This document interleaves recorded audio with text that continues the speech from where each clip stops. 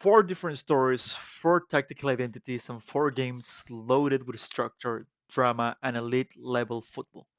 Welcome back to the channel. My name is Alejandro Mendez. We're breaking down four matches that shape the direction of this World Cup. I'm sorry that I wasn't able to deliver the other videos, which just been a little busy, but today we're going to analyze all those games in one video.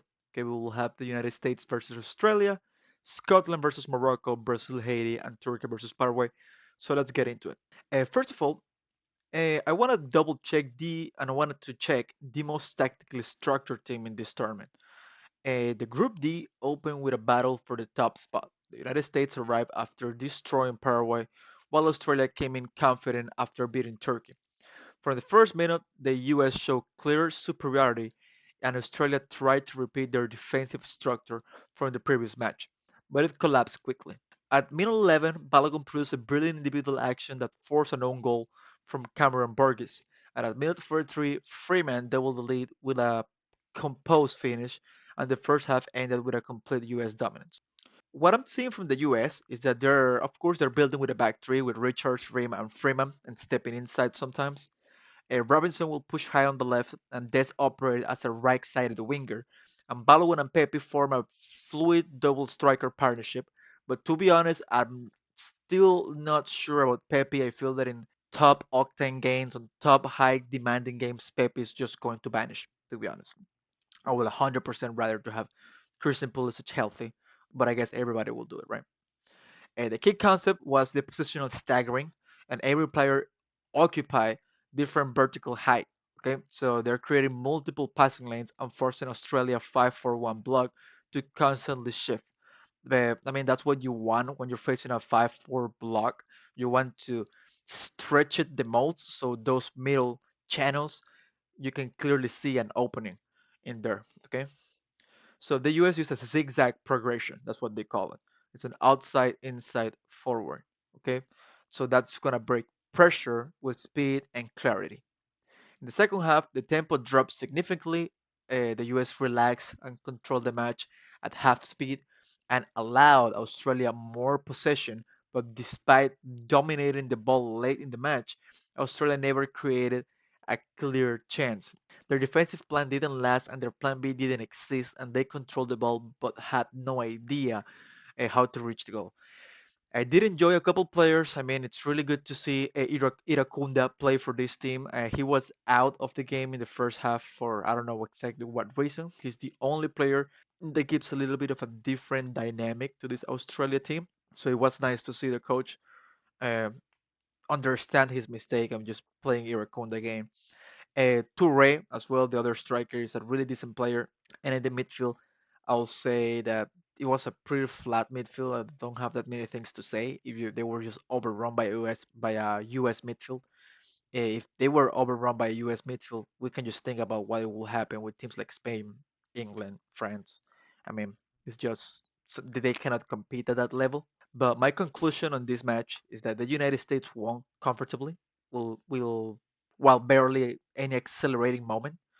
They remain the most tactically structured team in the group and will face Turkey next, a match where we may see the dangerous version of the US from match day one. So I could expect multiple goals during that game. Okay, now jumping to the other side of the country, pretty much we have Scotland 0, Morocco 1. uh, understand that Morocco is a team that understands and knows how to control, suffer, and win. Okay. Group C continued in Boston with Scotland facing Morocco. Scotland came from a narrow win over Haiti, while Morocco arrived after shocking Brazil. The match started with Morocco attacking immediately, and at the minute two, Ismail Saibari scored the opener. He was actually born in Spain. I love this player. He was just signed by Bayern. As a player that we need to just take a look at this one because it's probably a different player. Okay. In the first half, we saw how Morocco dictated the match with calm possession and moving the ball side to side. Uh, they controlled the rhythm and forced Scotland into a passive defensive block. Okay. Scotland had no clarity, they have no ideas, and no attacking threat. Ben Gannon dug their most a dangerous player was out of the game in the on the bench. So I didn't understand exactly what Brandon Clark tried to do here. But in the second half, I mean, he recognized his mistake and then he played him. So that was nice to see. But so far, what happened in the first half, it was just Scotland had no clarity. And the first half, they didn't create anything. Second half, Morocco continued controlling the tempo, keeping the match exactly where they actually wanted it. And Scotland only reacted in the final minutes, pushing Morocco into their box. But even then, they couldn't produce a single shot on target. My what I'm saying about this match is that Morocco delivered a masterclass in how to win a match without suffering. They score early, they control the game, and never allowed Scotland to grow. They are practically qualified at this moment of the day, and they will face Haiti next, a match where they are expected to win it comfortably, and Scotland meanwhile, now faces a brutal challenge and they must get a result against Brazil. And based on today's performance, that looked extremely difficult. But to be honest, I did also enjoy Scotland. Some phases of Scotland makes it a really interesting team to watch. They play more with heart than with the head, to be honest, than with the brain. McTominay, still a really good player. Ben Doak needs to start on this team. I mean, Mike Ginn, everybody knows him, is also a wonderful top class player. Kieran Tierney don't need to start in the left in that left area never again. I think he was a really flat player. I He's not the same that he was before. Uh, Goalkeeper is still a really decent goalkeeper. Okay, but I think that we cannot say anything against Gunn. He's still a really top goalkeeper for what Scotland has to offer. As long as they can actually build the first team correctly, I think they're going to be really dangerous. What Scotland needs is to create more chances in the first half, because by the end of the match, they will always try to push and push and push forward. So we already know that we need that same intensity from minute one. Okay, now with Brazil. Brazil, this is a typical story of a giant waking up again, and it's a tactical debate because Brazil entered the match under pressure. Okay, after drawing against Morocco, they needed a win, and they actually delivered. But this match also opened a deeper tactical debate about Carlo Ancelotti's Brazil. The first half was total domination. Brazil dominated from the first minute, controlling possession, moving the ball from side to side, and suffocating Haiti's defensive block. The breakthrough came at minute 23. Vinicius created a brilliant play, like he knows, and Mateus Cunha pushed the ball into the net. I love his celebration as well, like surfboarding. Then at the minute 36, Cunha scored again after another defensive mistake from Haiti, created as well by Vinicius Jr. Um, After halftime, Abini added a third goal, finishing a perfect long pass from Paqueta. So Brazil went into the break with 3-0 lead and complete control. We also have the bad omen that Rafinha got injured. Okay, so some things could happen in there. Haiti defended with a high line and left massive spaces behind their back five. This was the worst possible plan against Brazil. That's pretty much tactical suicide. Brazil thrives when they can attack the space, and Haiti gave them exactly what they want. If you don't give space to Brazil, players like Vinicius can't shine. But as long as you give Vinicius a little bit of space, he can do anything that he wants. Okay. Now, Ancelotti, Brazil switched from a 4-2-3-1 to a 4-3-3, a flat 4-3-3. Casemiro as a lone pivot. I still seeing Casemiro really slow, and against top teams, I'm seeing Casemiro having a lot of problems. Guimaraes and Paqueta as interiors. Guimaraes, it's controversial take because he can do everything, but at the same time, he can make huge mistakes. And Paqueta, sometimes he can be world class, sometimes he can be invisible, but they're still really good players. Vinicius and Rafinha wide, and Cunha as a mobile nine. Okay, so this structure allowed Brazil to attack the space behind Haiti's defense repeatedly, and Cunha played like a modern hybrid striker, dropping dropping deep, linking play, dragging defenders, and attacking the space. His movement opened lanes for Vinicius and Rafinha, and Vinicius played a more interior role in many phases, attacking the space between the center backs rather than staying wide. Okay, he will do that sometimes at Real Madrid, and when it actually worked, he will destroy the defense. In second half, Brazil actually lowered the intensity. They clearly understood that they need to manage energy and they also need to avoid unnecessary risk. Haiti pushed forward and created several chances, even forcing Allison into a couple difficult saves. Brazil relied on counterattacks but didn't actually convert their opportunities. So the big question of this is, does this Brazil actually convince you?